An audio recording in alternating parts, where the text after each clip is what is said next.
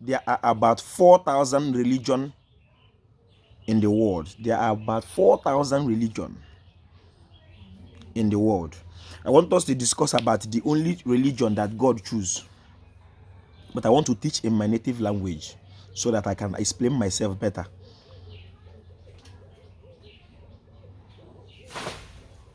In Igbo language. I'm Oji Ofo, ana akpọ m Oji Ofo. Abụ m onye olu okoro nke dị na Ọmahịa n'obodo nke Chineke. Igbo. Mmammanu. Biko ekelere m ọha nwa eze, ekelere m ndị nze m ọzọ.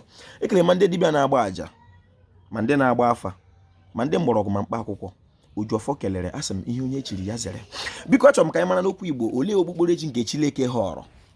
Achọrọ m ka m rụtụ uche okpukperechi ole ndị nke kacha mara, mana ọ dị 4,000 n'okwu bekee. Nke mbụ nke na-anyị nso Christianity, enwere Islam, enwere Judaism, enwere Shintoism, enwere atheism, enwere atheist. My Italian lawyer mgbe m na-achọ asylum na Italy, ọ wa an atheist, okwete dịghị na Chineke dị. Enwere Godianism, ebe ọ were nọ n'ụwa ga-adịrị unu na mma. Ndị nke a okpukperechi ndị si n'omenala Igbo pụta.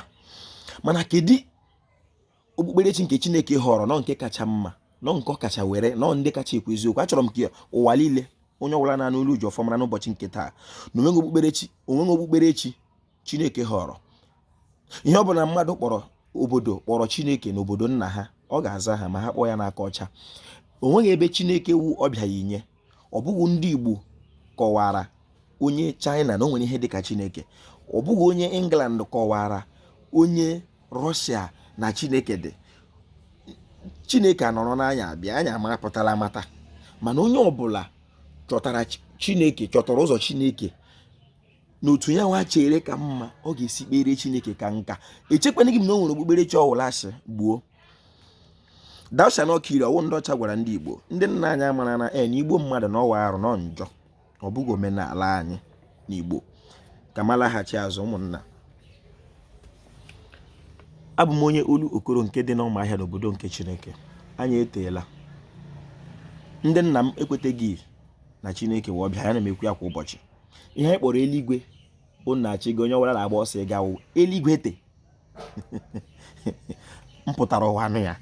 Ihe kpọrọ ya wụ eluigwe te, mana ebe anyị na-enweta ihe anyị na-eri n'ụwa, ebe anyị na-ezukọ ka ụmụnna azụ ahịa, anyị akpọ ya ahịa ukwu. Ihe niile bụ ihe ukwu na ebe m si bịa. Ebe onye oke si ebe ụwa bidoro, mụ asị ebe Igbo bidoro, uje kpebe mesi ụwa. Otu ọwụla obodo si na-ekpere Chineke n'aka ọcha ọla aza. Ikwule m ya na m ekwu ya kwa ụbọchị sị na ichere ma Chineke atọ, ihe yiri Chineke n'ụwa anyị gụnwa na-ahụ anya mmiri. Mmiri ahụ nọ na be nna gị na ịgụrụ aha dị gị mma. Mmiri ahụ sọrọ na-aba na be onye ọzọ agụrụ aha dị ya mma. Otu mmiri ahụ sọrọ gawa Sokoto, Niger, ebe ụzọ ọwụla ọ gara, onye ọwụla agụrụ ka dị ya mma. Otu anyị siri chọta ihu Chineke dị ka mmadụ. Onye ọbụla chọrọ ụzọ gị na-eche eso ya. Anyị nwa bụ ndị Igbo, ndị nna anyị sitere n'omenala, ọdịnala, ntọala, iwu ala, ọdịbendị.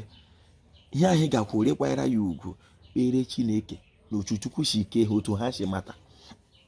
Ana m ekwu ya kwa ụbọchị sị na anụmanụ ahapụbeghị otu Chineke si kee ya, ọ naanị mmadụ. Maka m ugbu a anọ m ebe ugbo ọkụkọ ahụ na-eme oru ọtụtụ ọwụla. O nwere ụzọ ọ na-ala, ọ na-ame ọga na ya na ụmụ ya chọta ihe ọ ga-eri, ya ala ọ mana ọ na-enwekere ihe mberede ụzọ ahụ. Ọ gaghara ụzọ akpata ihe ọ ga-eri mgbe ya laghachikwa azụ ga na comfort zone ya nọrọ. Ọ ya wee azụta ụmụ, chịta ụmụ, kpata ụmụ, ule ahụ ụmụ ihe eto. O nwere akọ. Anyị nwawu mmadụ hapụrụ ihe nna nna anyị gwara anyị, so nwazie nke nwa bekee yi gwara anyị. Nwa bekee yi bịakwara na hụ anyị anọwa na-anọwa, ha abịa ekpeweliri Chineke, ndị abịa.